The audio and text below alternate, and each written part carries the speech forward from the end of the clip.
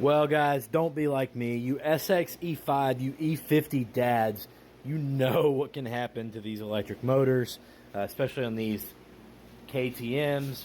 There is actually a couple bearings right here on the output shaft. One that sits in this outer cover, and then one that sits right here on this groove. And there's no seal, just a sealed bearing and an O-ring. And if you're not careful with the pressure washer, you can get water in there and ruin a motor. I replaced a couple when I was working as a KTM tech.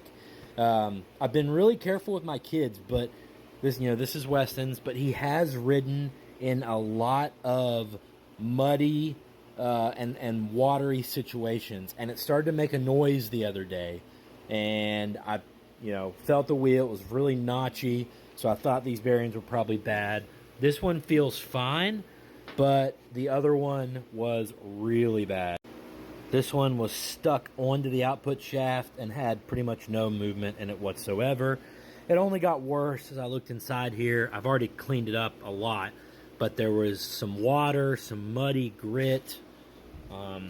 You can see right here, this was beginning to rust. Everything still feels okay. Everything still worked as of now. We may have waited too late. There was some sand and stuff in here, but I'm gonna go ahead and clean everything up. I've got to order this $5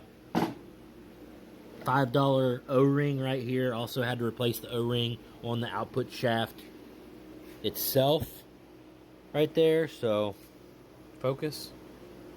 Waiting for that little thing to come in. We're going to put this thing together and hope that we didn't wait too long and ruin this motor. So you guys with SX E5s and such, I think KTM says to replace this seal bearing right here every 40 hours. I would probably pop this side cover off more like every 20 hours, maybe every 10 hours if you're racing, and just kind of take a look, because it's real easy. It's only 3 6mm bolts, and you have to make sure that you have the brake pedal off, and you can tap that right off. You don't even have to disconnect anything. So just something to be aware of.